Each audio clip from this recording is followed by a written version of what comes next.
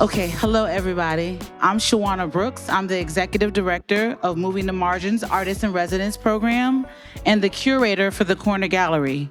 I want to thank you all for coming out tonight to see Fragmental Reflections by artist Lillian Blades. In our third year as a residency program, this is our first opportunity to work with an out-of-town artist. Lillian is from the Bahamas but resides in Atlanta, Georgia, and this was such a phenomenal experience that we will be bringing another out-of-town resident artist in February of next year, Yala Ford. And from now on, we will hold space for one out-of-town artist each year. So we show 3 shows a year, and so we show 4 shows a year, I'm sorry. So at least one show out of those 4 shows next year will hold space for an out-of-town resident artist who connects to our city and continues to make conversation important in our community. We have several things on the horizon to moving the margins into your communities and neighborhoods. As always, putting these exhibitions are a huge collaborative process. So a huge thank you goes to my team, Yanita Cardona, Yanita's over there, Crystal Hance, and Allison Galloway Gonzalez. Allison's back there munching it up on some food. She's disappearing into the trees. And Susan Mascucci of Ruckus Ad Agency. If you are bedazzled by the show and think that it looks beautiful and that it was put up well, then a special thanks goes to my husband, Roosevelt Watson III. He helps to install pretty much every show that we've done, and also our thanks to artist Overstreet Ducasse, and Aaron Kendrick for assisting with my promo materials. Thank you to everyone who supports MTM. Also, my biggest partner in this work, who has given me incredible support, is Mark Walker, who is the director of the Jessie. What is so very important to us here at MTM is, I don't know. Okay, hold on. What is so very important to us at MTM is to bring artists into our city that have a connection to Jacksonville and to engage with community. A lot of times we've heard over the years that, like, why are you bringing this artist? Or like, these artists aren't familiar with our city. Like, why are we using them? We think it's so important to condition those artists and to familiarize themselves with our community and then just allow them to go free in our space and create something very specific.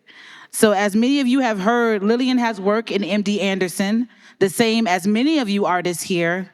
And so we thought we'd bring her here into our community for you all to meet in person.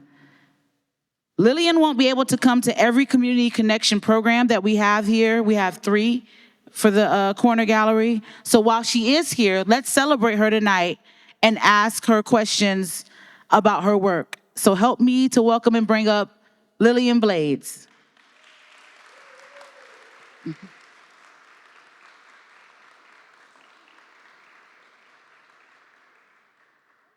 Yeah, sit down.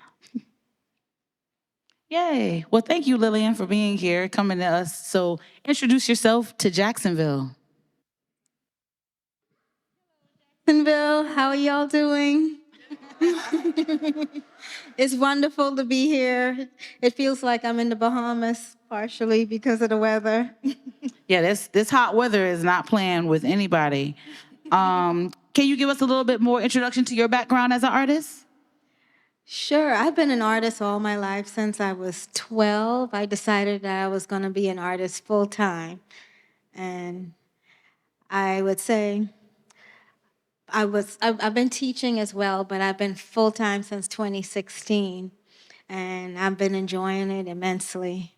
Been really fully getting into the work and taking it to another level, I feel, from it being on the wall into the wired veils. So I'm excited about where it's going. Mm-hmm. So what kind of artist would you identify yourself as? Mixed media?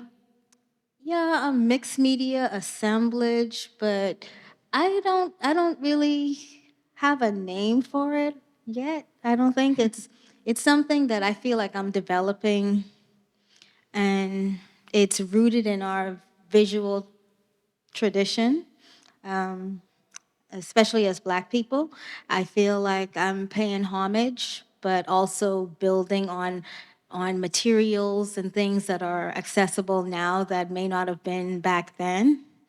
So I feel like I'm taking it further, working with all the elements and principles of design, things that like light, reflection, transparency. So I'm having fun with those basic elements of visual art. Oh, so this is a commission piece that you did. Well, this is the piece that's currently in the gallery, but this here is a commission piece that you did. Can you talk to us a little bit about that commission and that process? Okay, the one on this side, on the left side, is one that I did for a company called Invesco in Midtown Atlanta. And they wanted it to feel very reflective, like a mirror, and also so to have a lot of color. So, and it's also like a sunset. So I wanted to pull that in to the space and bring the mirrors would reflect the environment. It has a lot of you could see a lot outside, so they wanted to pull that into the artwork too. When you look at the artwork, you can see yourself in it, and you can see the reflection of the environment as well. And then what's going on with this particular one? What's this commission piece? This is a wall panel. This isn't it's on a wooden panel, but this one is wired together. But they have very similar qualities. So I just on the one over here, it's all of the elements are it's similar elements, but they're adhered to a wooden panel, whereas this one is wired together. So I'm starting to merge both of them together more so now. This piece was a commission for Chase Bank. There's a new bank in Summerhill, Atlanta, and I call it Chasing Gold from the Blues. And it's made out of black piano keys at the bottom, and it goes into the golds at the top. There's gold gourds to represent abundance. So, speaking about the blues, to represent like where we're coming from, using the black piano keys, but fading it into the gold to show that we are chasing something bigger, you know. So, and I'm paying homage to my mom, who was a seamstress who died in childbirth with me. So the dress is like a personal like connection to a direct connection to my ancestral background. I feel like through my mom, I feel like that's my canvas, and then quilting is like a bigger version of it. Like the dress will eventually become a part of the quilt. So And then we have this piece here that's currently in the gallery and then showing, I know yeah, this name, Reflections. it's called "What's Your Reflection." Yeah, what's your reflection, right? So then showing this piece and then showing this piece. What were the time differences in you making these two individual pieces? Like, when did you make this one? I actually made this one in 2019 Okay. as a maquette for a commission that was a spiral that hung from the ceiling over a stairway, and they wanted it to feel really light and airy, so I used clear plexiglass and I added materials to it, but I wanted it to it was 27 feet long and 10 by 10, but hanging down over a staircase. So that was, I'm just wearing it just to show that it is like a piece of fabric, like a veil. But this piece was made 2021, and that was for the Atlanta Contemporary Biennial. So 2 years. And then here we have you here in your studio. Your studio is incredible. It's like what, 3 rooms in an old church building. Just shows how like we need to go through like more property here in Jacksonville and provide more studio space to artists because artists are saying they don't have where place to work and they're getting kicked out of their studios. So incredible what you can do with another reimagined space. How long have you been in this studio? That commission I did, the spiral staircase, that was the reason I got that studio. Okay. And I didn't think I was going to keep it, but I've been getting commissions ever since then. So I've settled in quite well and added more organizational materials all around and been collecting to Right. making. So how do you feel like you structure your studio to work for you and to support your process? It's a constant flux. I'm always getting more materials, and so I have a system of keeping things in different places. But I like storage that I could see things and be able to. It's like my palette is all around me in like those clear storage can sterilize. Right. So you can see like what's actually in there and like Yeah. go in there and then take those That's my materials out. palette. Okay. All around the perimeter, and I would have 4x8 tables on sawhorses that I would work on. So I work on the veil pieces on the tables before they hang. Yeah, we got to see a little bit of that today, like while you were here in Jacksonville. So you created the piece Fragmental Reflections that's there on the wall when you all first came in. Lillian worked on that all week while she was here. She's been here since last Saturday. And so like what was the inspiration for like that piece? Like how did you like lay it all down and get all the colors together? Well, I have a piece of kente fabric that I use as inspiration for that piece. So I used a lot of vertical stripe fabrics, and I wanted the colors to be warm and cool, but kind of merge the two together. So I picked the fabrics that felt like it was kente in a way. Is that how you do for every piece? Like, do you find a bigger piece and then kind of get inspired from that? Or do you just kind of like go in there and kind of create it as it comes to you?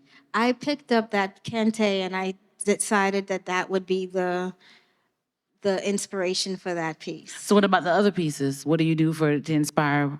There's several pieces in there that are inspired by the Bahamas, where I'm from, like things like the sea, the bougainvillea, the coconut palm, the coral reef, the sunset. So those are bold colors that I love, and any excuse to play with color in a bold way, in a texture, That's your joint, huh? That's your jam. That's what Lillian likes. So I wanted to talk about Homeland and Sunset, but there's a little bit of issue over there with our PowerPoint. So you know what it looks like, so we'll go into that. So let's talk about Homeland first. There are a lot of images in there. Where did those images come from? Well, I wanted to create a piece that paid homage to our rich visual tradition, being from Africa, and it's very ceremonial in a way. I wanted to pull out the richness of the materials and things that and related to our ceremonies, to Jounkanu as well. It's all tied together. The quilting from the South, all of that is a very similar visual tradition that I wanted to pull all together. But the earthiness of the colors, the actual roots, the crystals, the things that are in that I choose to feels as though it has a foundation that's rich, and I wanted that in the work. I wanted it to feel not so bright, Okay. but have a deep root in the color. That's why it's earthy. Yeah, so I was looking at sunset. So like where did you hone a lot of those images? You got images of people, images of places, not as much as detailed as in the homeland, but there are still images in there. So where did you source those images Which of sunset? those images were um, they were photographs that were taken by a friend of mine of like we have a Jankunu practice in the backyard at my house, and so like she took pictures, and I incorporated some of those. Yeah. Oh. Yeah. Go back one. Yeah, Anita, sorry. Yeah, and that is a sunset. Right. Yeah, and then there were some people. Yeah, they were kind of they were pieces that were included in were left over from another project. Okay. From the hanging installation, but I wanted to put them all together in that piece, and I wanted it to feel like a sunset. So I used the colors that of the sunset. It definitely feels like a sunset. Now that the sun is going down, I feel like it's coming to life more and more in the gallery. So we really tried to position some of the works and kind of color the contrast so that you all kind of could feel some energy around them. But that's like why we have the pinks to the back, like why we have the blue in that corner, why we have that kind of sunset piece in the middle is to, play off the colors that you represent.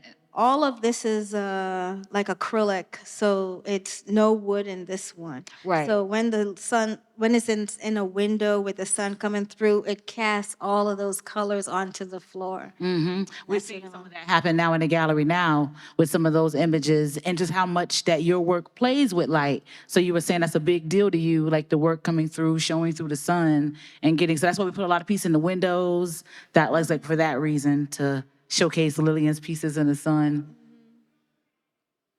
So let's talk a little bit about obsidian. So obsidian is this very dark piece, this piece here that you can see right through the windows over here in the gallery. So what about this? What was the inspiration behind this piece?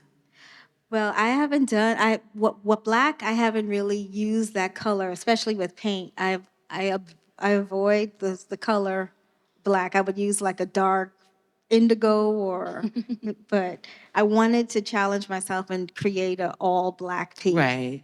When the obsidian is a crystal that's used for protection, and I felt like the veil is like it's kind of protective in a way, and that's what obsidian does. So yeah, and the black acrylic feels like obsidian to me. Right. Go ahead. And so here again is what is your reflection? So what inspired mainly these 4 panels? That one is also connected to the kente, the like a West African feeling. Okay. Yeah, you Yeah, can I see use that a lot light of all I right use a there. lot of African fabrics in this one. I love a gradation from light to dark, and I use the circles in the bottom just to give the fade, the patchwork at the top to more intricate, more I'd say it's more organic at the bottom, but more structured at the top. And so I think we talked about this a little bit, right? Like the difference between painting and your assemblages. But I feel like you don't think of them different, right? Like they're kind of in the same veil. Yeah, but I treat the material as if it's paint. I'm still thinking about value, color, texture, as if it is on a canvas. But I still have to consider things like the way the light would reflect, the way how the background, where it's going to be, like all of that still have to be considered. I like that challenge, especially like working in a public space. That's true. And so then here is Starfall again, like, just like your image between there and like that cast of light and dark. How are you playing around with that? Like, how have you structured that into your work? Well, I love the way how it's like a veil, but this I think I'm going to be making more wearable pieces. So I've been working with leather to create I don't have any leather pieces here, but it will be something that you can wear. So And you talked about that pretty soon you're going to be like translating some of your work into watercolor. Yeah, I'm the featured artist for the Botanical Gardens in the Atlanta Botanical Gardens for Orchid Days that opens Valentine's Day next year, and it'll be up until the end of August, beginning of September. Okay. And so I'll be painting in watercolor some of the orchids, and then I'll be printing them on plexiglass and incorporating them into I'm gonna transform the space so that it's the where the orchids are. It's a greenhouse, so it's a lot of sun that comes through. So it'll cast a lot of the color into the space. And at night, I'm creating these balls, wide, like how the dress is wired. I'm making these kind of like hanging light fixtures. So at night it'll glow, but in the daytime the sun will cast shadows through the veils that are hanging above the space. So when if you come to Atlanta next year between Valentine's and fall, definitely come by the Atlanta Botanical Gardens and check it out. Yes, yes. So we just talked about this, right? Like you're an artist that's also making specific commissions. How has that affected your work? Like because commissions again, like you're not necessarily I feel like in control of that, right? Like when someone commissions you, they've given you a subject matter, they've given you colors to work with. So do you feel challenged by these commissions? Like I mean, you've been taking so many, so maybe not, but I like working with. I like the challenge of working on commissions because it pushes me, but I also have to create like a maquette or a model to show options of what I could do. Maybe about 3 watercolor where I put collages in that'll have show the reflection and the types of texture that'll have, so they'll have a sense of what I would do before I actually make it. okay, so how has being part of Moving the Margins residency shifted your work or allowed you to continue to create your work? Oh well, this past week working on the piece, being able to pack up my studio, which I have so many options, like just the challenge of narrowing it down to all the things that I would need to create the piece that I have on the title wall. That was a challenge, but it was a good challenge because I was able to think about what I absolutely need, how I would how like to as concisely as possible. So I'm excited about the opportunity to do things like maybe travel and create more, from doing this project. Right, right. So inspired by this residency. And what do you want these good people to take away from coming to view Fragmental Reflections? I guess I hope it's inspiring and that you would do something for yourself with collecting materials that you may have. Don't just throw things away. You can put things together in different ways. You're inspiring some real hoarders in here, so be careful. There's so many different ways of putting things together, and even if it's like an altar on your mantle or on your dresser, things. Yeah. So many different ways to put things together and that keep you all from being hoarders. So I feel like that's about it. That's all the questions that we specifically had. Do you want to like tell us something specifically since you won't be here with us too much longer? Do y'all have any questions about anything? I would love to answer questions. Yeah. Go ahead, Overstreet.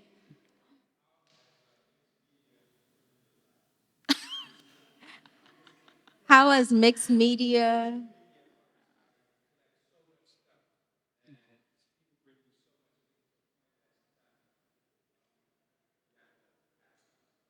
Well, I like things that could fit in my hand and are small so that I have places where I could keep things. So I know what I would like to have. Like being organized is key. You and then being able to say no to knowing what you want and what you need is important. So I collect picture frames because picture frames are about memory. It's about the past. It's about potential for the future. I like that because I like with my mom. I felt like I did not know her. I didn't know her family, and that's something that is important to me. And that mystery is something I think we all carry in some way, especially Black people in the diaspora. Being severed from Africa, I feel is similar to me being severed from my mom in childbirth.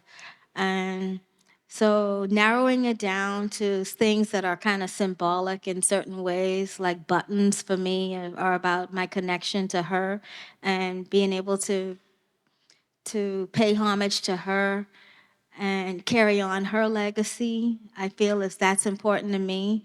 My dad was a plumber, so I use PVC pipes for him. So there are certain things that you build your own visual language, and deciding what materials that you're going to use is part of building that visual language. And I think it's kind of like hieroglyphics in a way, but or it's it's something personal to you. So just just start. Yes, Phil.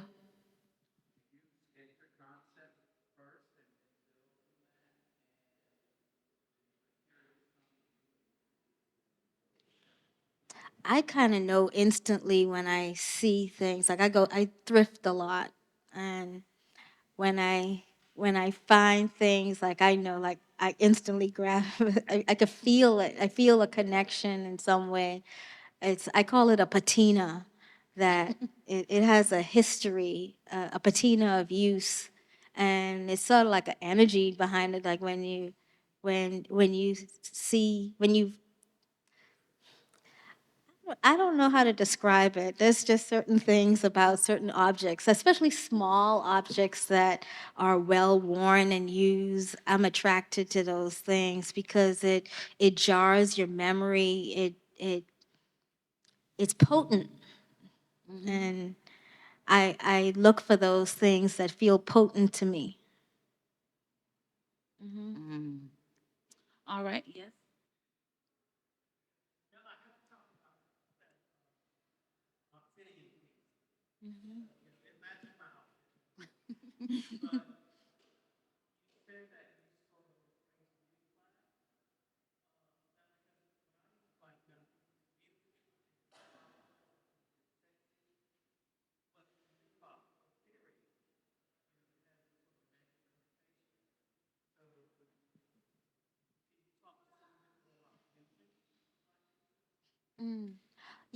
Like black is all colors all together, right? Yeah, so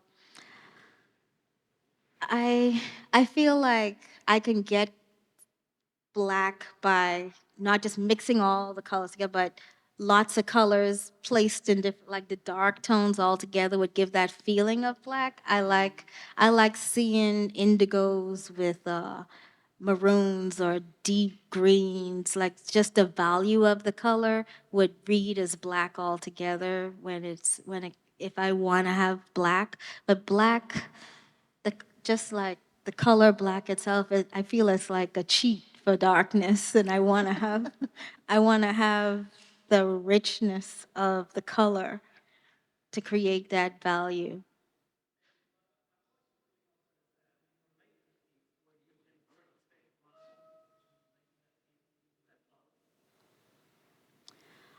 I I wanted, well, when I did that, I needed a central piece. I wanted to create shadows in the space.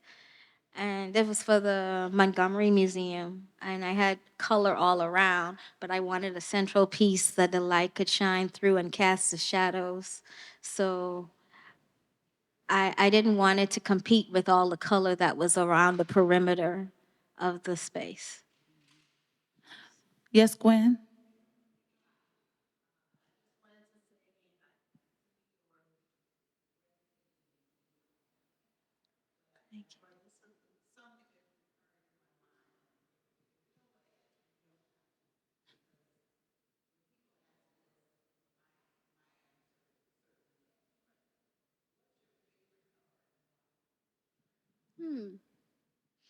You know what? I I don't have a favorite color. But you know what? If I really had to pick a color, I would go with like a Tiffany blue. Yes, like your fingernails. Right. But I like combinations. Like, so I have favorites. Like, hmm? Yeah, like, yeah, certain colors together. I love warms and cools. And this is an orgonite that I made. You see the metal pieces in it. They're the remainder of when I clip all of the wire from wiring the pieces together. I save all of that and I put it in. That's what makes it an orgonite to prevent EMF emissions. So that's what's in there, and also crystals inside of it as well. Yes, ma'am.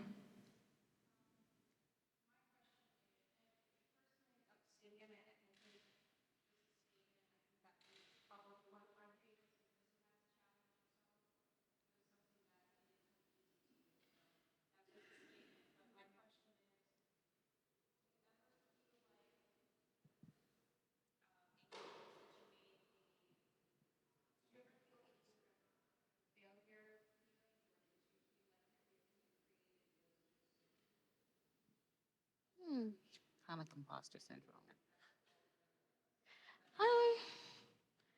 I I feel like I learned something from creating each piece that would make the next piece better.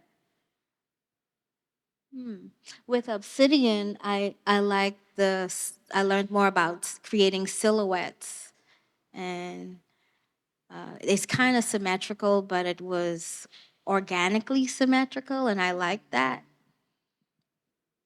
Yeah. Yes, Hope.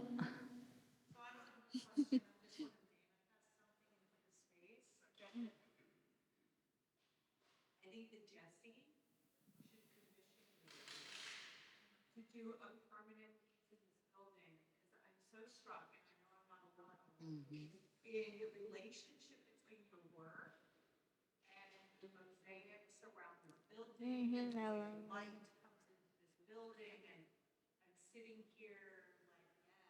Right. Yeah, I love this space. When I first came in, I saw.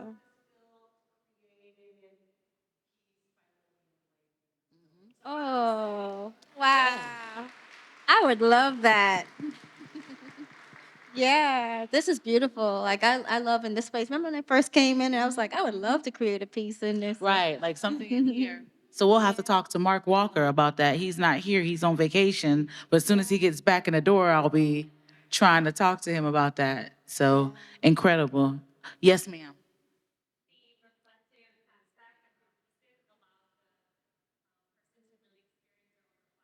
Mm-hmm. Hmm.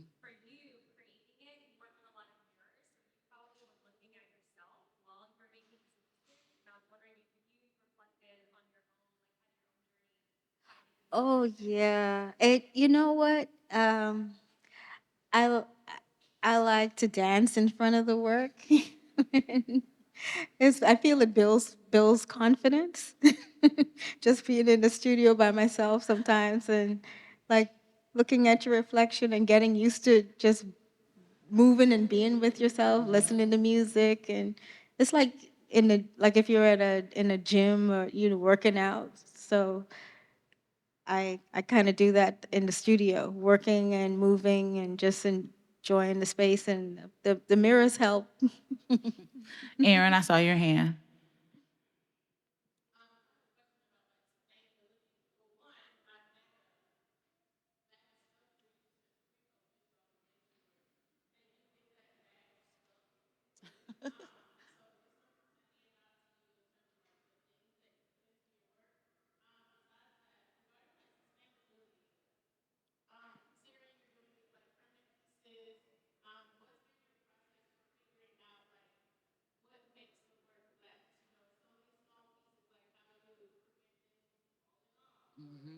Um,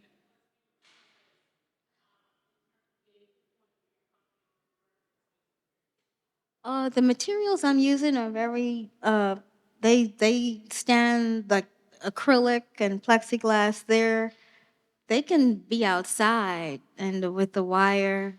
I mean, wood, not so much, but this piece is just, this could be outside if I wanted it to be, because it's just like plexiglass and wire and acrylic. Yeah, but as far as the wood, like fabric and stuff, I seal it with like a gel medium, so that if I do use fabric and if it does get any wet moisture to it, it'll roll right off because it's sealed. Any more questions? All right. Oh, okay, okay. Over, Roosevelt, you got a question? Go ahead.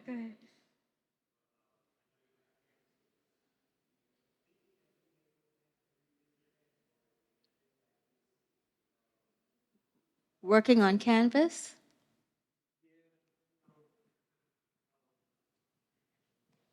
You know, all of them are on wooden panels, but I would work on canvas in a way where I could make more wearable stuff, like with leather and using grommets, but something that is like fabric based that is, but I have to. I want it to be comfortable on my skin when I wear it. So, because wearing the one that I have here, it's not comfortable. So, but I like the look. So, I'm still playing with materials with that, but that's the way. I have an industrial sewing machine that I could sew through thick, heavy canvas or denim and stuff. So, that that's the way what I would use it. I probably wouldn't paint on it like a traditional painting. But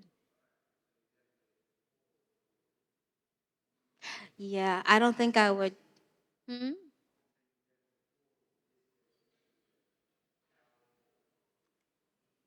Yeah, I see the veil like pieces. I need to come up with a name. If anybody could think of a name for me, let me know. But the wired tapestries, I I feel like they'll become more sculptural, where I can add more on the front and the back, but hang in different ways. So they're more like fabric now, like a sheet, but I feel like it would be more like I could use bigger pieces where it would be like this, but then adding more like more of them together, so it wouldn't just be the fabric or like I wanted more mixed media panels wired together. All right. Well, if that was all the questions, let's thank Lillian for coming here to Jacksonville Thank and for you. coming to the Corner Gallery.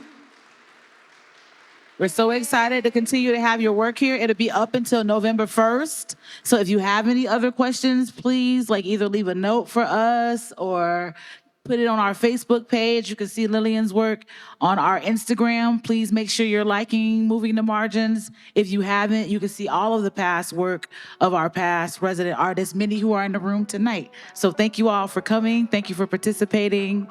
Thank you for engaging. Yeah, and thank you so much, Shawana, for inviting me to be a part of this. This is wonderful. Thank you.